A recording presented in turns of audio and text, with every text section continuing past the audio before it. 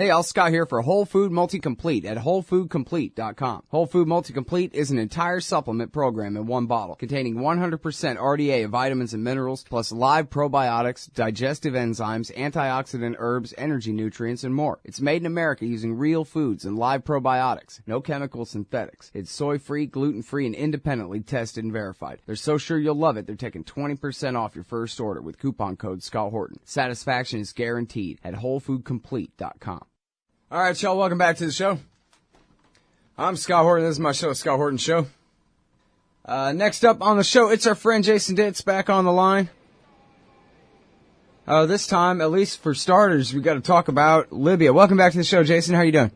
I'm doing good, Scott. How are you? I'm doing real good. Appreciate you joining us today. And, yeah, man, so I was explaining to the people at the top of the show there that if they go to news.antiwar.com, they'll know pretty much everything they need to know about what the hell is going on in the world.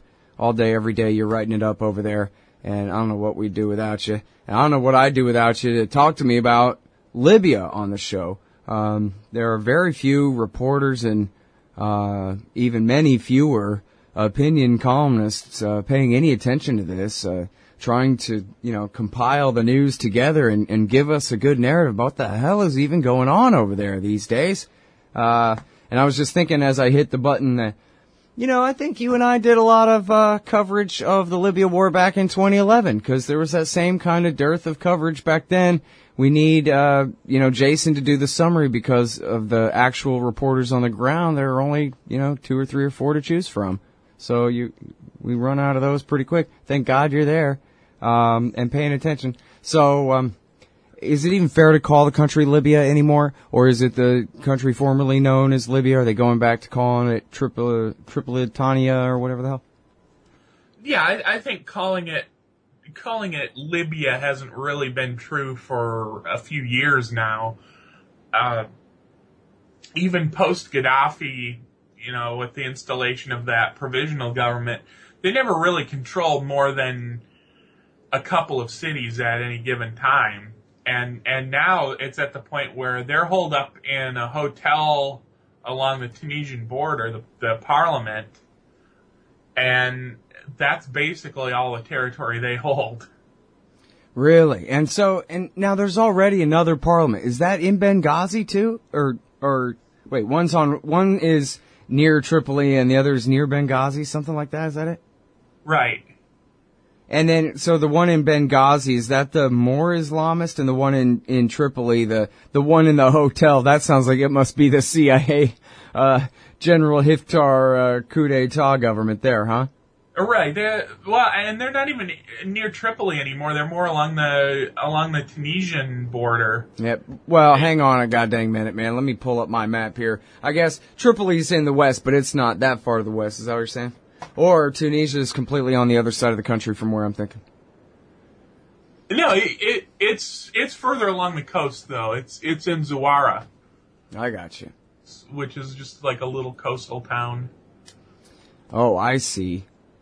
Yeah. Oh, okay. Tripoli's what, like maybe 400 or 500 miles east of the border there, huh? Right. I see. All right. I need a better picture of North Africa in my brain so I don't have to Google it all the time while you're talking to me here. Yeah, Tunisia's that tiny little state wedged in there between Algeria and Libya in the north there. I was thinking for a minute, well, wait, they're not further east of Benghazi. No. All right. Sorry. Yeah, so point being, well, now wait a minute. Doesn't General Hiftar have the support of the CIA, and doesn't that imply money to buy militiamen and weapons to shoot at their enemies? Is that even really happening at this point? Is it completely ineffective? Well, he has the support of the Egyptian junta, but his claims of support from the CIA haven't really amounted to much so far. I mean, he keeps insisting that's the case, and it certainly was the case 10, 20 years ago, but it's not really clear how much the U.S. is still in bed with him anymore. Yeah, it's funny because it's interesting you say that he keeps claiming it. That makes it sound like it's really not true. He just wishes it was. I mean, it's kind of the obvious thing, right, that after a few years, they realized, oops, we supported the Mujahideen against the guy with the clean-shaven chin, so that was a mistake. So let's try to hire the next Gaddafi and see if he can be a new, a General Sisi, secular military dictator over the country, to try to, make up for their terrible mistake. But no, they're not even trying. This guy's just winging it himself, you think? Well, it's not really clear right now. I mean, certainly Egypt's putting a lot of weight behind him, launching airstrikes on his behalf around Benghazi. But the U.S. so far seems to be sort of on the sidelines, at least for the obvious direct aid. Yeah, that's interesting. I wonder why they're not backing him. I guess, maybe he's a real Chalabi type and they don't like him. He's too interested in himself or some kind of thing. Do we know very much about him, really? Other than he lived in Virginia for a long time? Well, right. He was a Gaddafi general. He got captured during one of Gaddafi's ill-conceived operations over in neighboring countries. The U.S. more or less negotiated his release on the idea that he'd be an inside man. Gaddafi disavowed him almost immediately, and he ended up living in. First he was living along the frontier of Libya in other countries, sort of managing a CIA-backed rebel force. That never really amounted to much, though, and he eventually ended up in Virginia.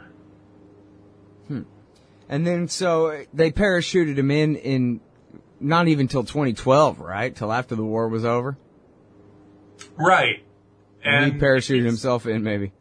Yeah, he sort of announced that he was going to be the new leader of the Libyan military, and he left and went to Libya.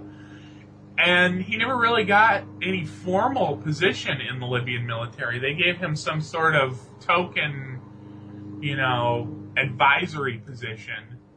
Yeah, I guess if they're holed up in a hotel, so much for that. It's already over before it began, huh? And then, so what does that mean? It means, I guess, whatever warring factions in Benghazi are still fighting over the east, but what of the west? Does anybody control Tripoli, or it's just criminal gangs running around, or who the hell's in charge in the former capital? The militia out of Misrata actually controls most of Tripoli now. The Misrata militia was surprisingly strong during the anti-Gaddafi war, and primarily were noted for completely exterminating the town of Africans just south of them. Just completely wiping it out, chasing everyone into refugee camps in Tripoli, then attacking the refugee camps in Tripoli.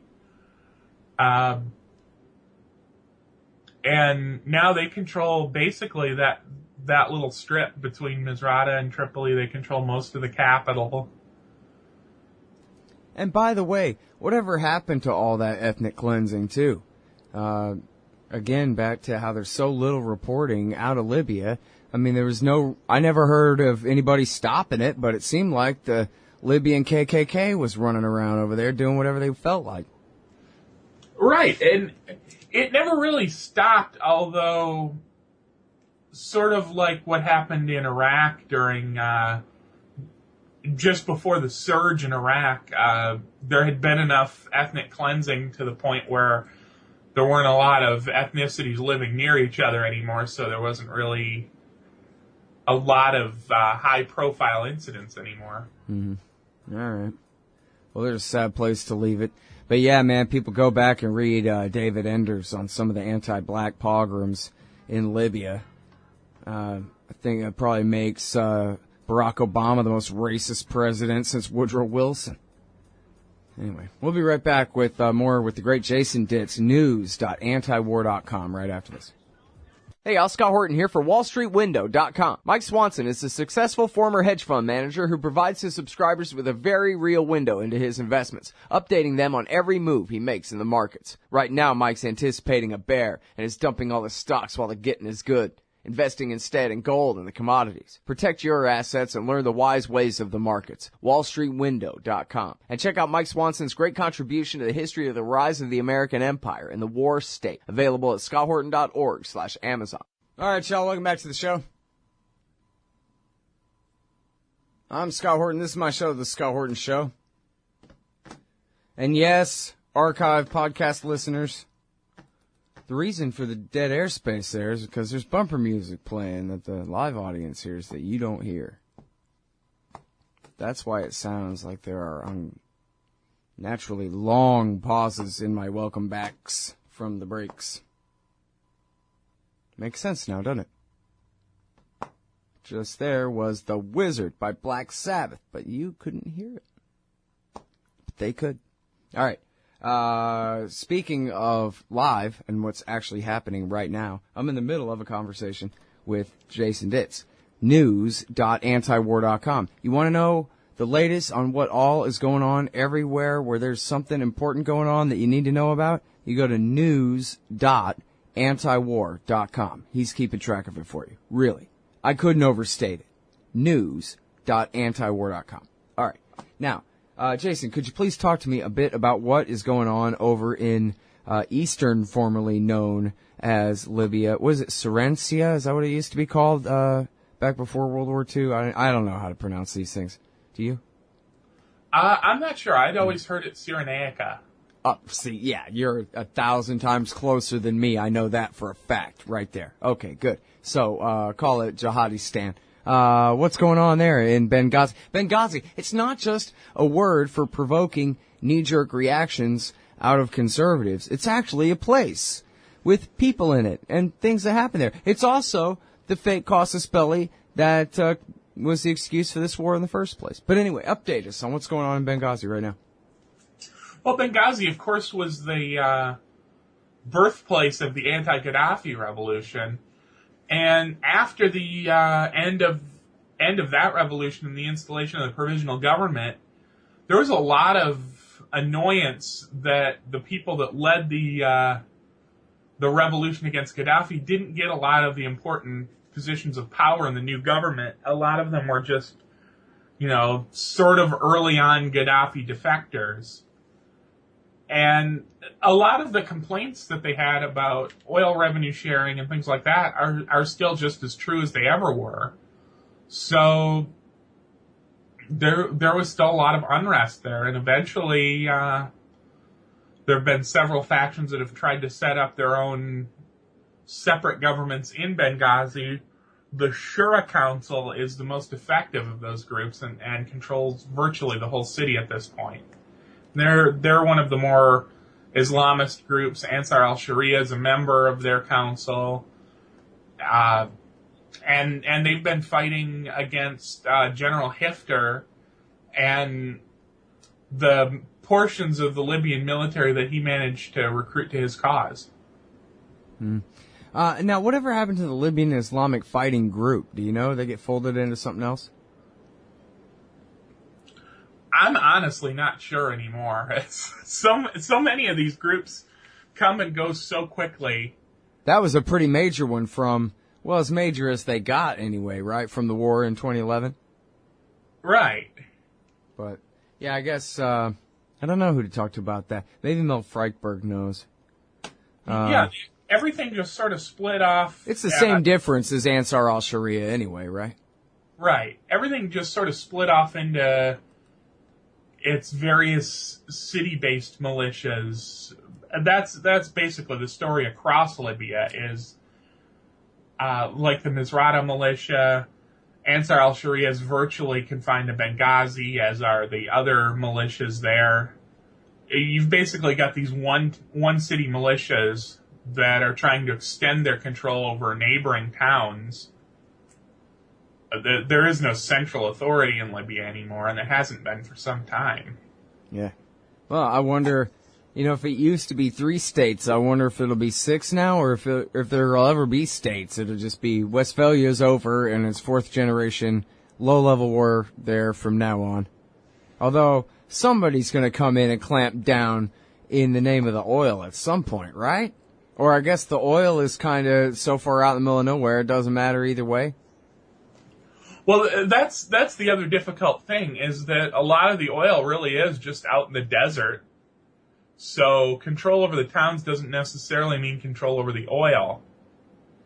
And it's really been a disaster for the Western oil companies that were supposed to be making all this money over the freed up Libyan oil after Gaddafi's era ended.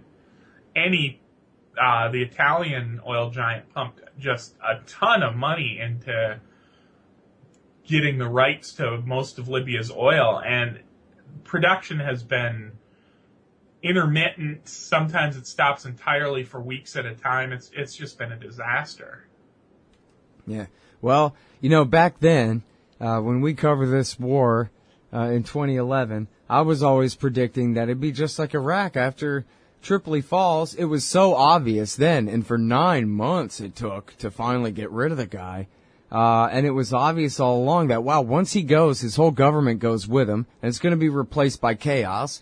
And so who's going to build a new government, right? It's going to be the U.S. is going to invade. They're going to send however many thousand troops, train up a new army, and purple-fingered elections, which I guess they did do the purple finger thing there for a minute. But anyway, they never did do that, right? Like they sent in some trainers, but they turned around and left because, man, this sucks. Let's get the hell out of here. And so I'm thankful for that, but I'm worried that at some point the U.S., the indispensable nation, is going to take it as, probably even Obama will take it or Hillary will take it as their responsibility to try to reform this nation. I mean, Lord knows they got more than enough on their plate and they can't accomplish any of it. But still, I just can't imagine they're going to leave the middle part of North Africa on fire indefinitely, They're going to hire one guy to have a monopoly on killing people there, like in Egypt and like Iraq used to be.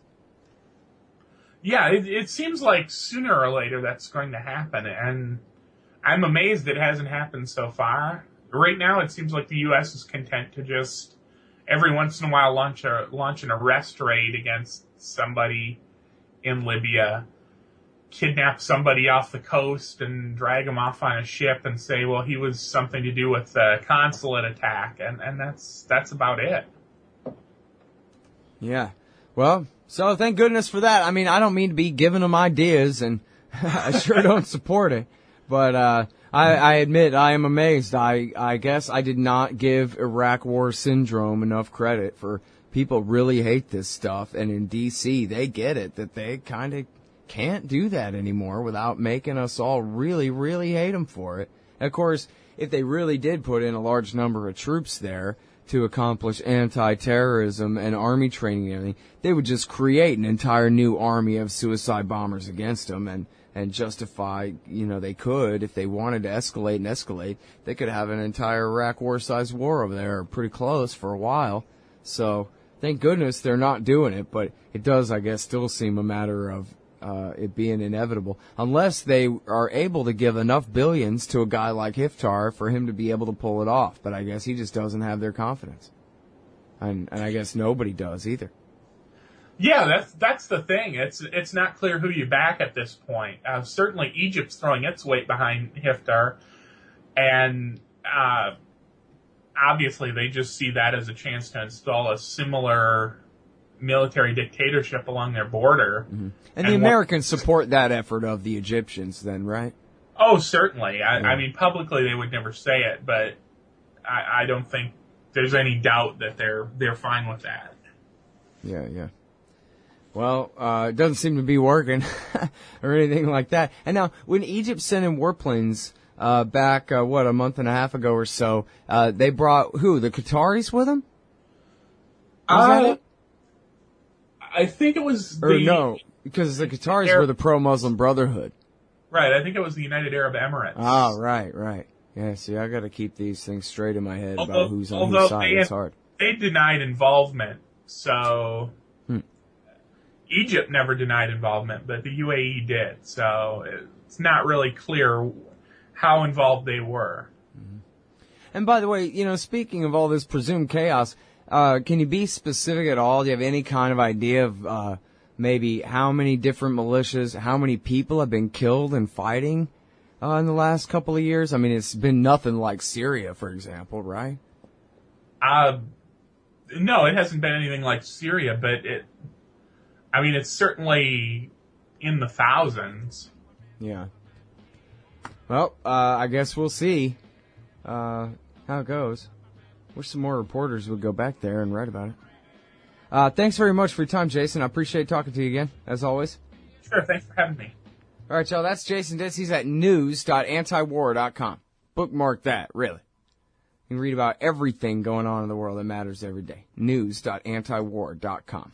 Hey, y'all, Scott Horton here for The Future of Freedom, the monthly journal of the Future Freedom Foundation at fff.org/subscribe. Since 1989, FFF has been pushing an uncompromising moral and economic case for peace, individual liberty, and free markets. Sign up now for The Future Freedom, featuring founder and president Jacob Hornberger, as well as Sheldon Richmond, James Bovard, Anthony Gregory, Wendy McElroy, and many more. It's just $25 a year for the print edition, $15 per year to read it online. That's fff.org/subscribe. And tell them Scott sent you.